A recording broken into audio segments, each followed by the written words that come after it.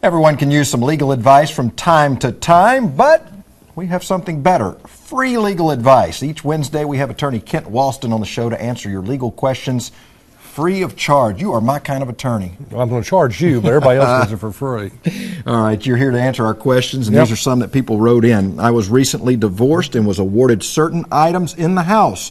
My husband was to make these items available to me within 7 days of the divorce.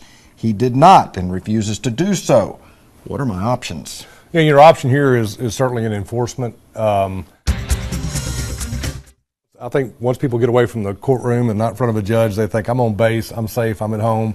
Not true. If you don't give it within a time frame, then you have breached the order, and you can do an enforcement and actually enforce the order itself. You can put people on probation for it, and you'll get your attorney's fees 90% of the time. Yeah. Possible jail time? It's possible. All right. Depends. Question how number mad 2. you make the judge.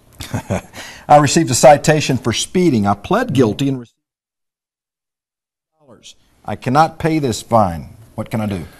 Well, I mean, you can tell the judge. This happened to me when I was sitting on the bench, being the judge for the city of Neyland, and you know, I try to give community service to people that are indigent and don't have the funds. But some judges don't. And hey, if you don't do it and you don't pay it, they put you on a payment plan. You're required by state law to be on a payment plan to pay this off. And if you don't do it, the judge can make you sit it out in jail. Because if you're driving a car, you're having to put gas in it. You're having to pay all the other insurance and everything else. You should be able to afford $120. But there's some people that can't. Yeah. They live payday to payday, and I try to make accommodations for that when I can when I'm on the bench. Okay. Question number 3. I was recently arrested for public intoxication. I was not drunk and was not given a breath test. How could the police arrest me?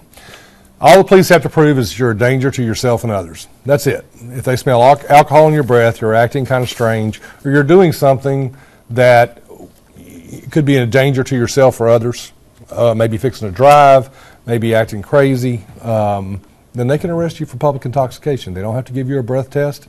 What about a sobriety test no, on the road? They don't have to do anything. They can smell alcohol in your breath, and if their opinion you're a danger to yourself and others, they can arrest you, and will. Okay, fair enough. Kent Walston with Brannick, Walston, and DeVenzio. And here's how you can get more information or send in your question through Facebook, Kent Walston. And there's the number on the screen, 729-7500. Appreciate you joining us. James, always a pleasure. Great to be here. All right, see you next Wednesday, and we'll be back with more news right after this break.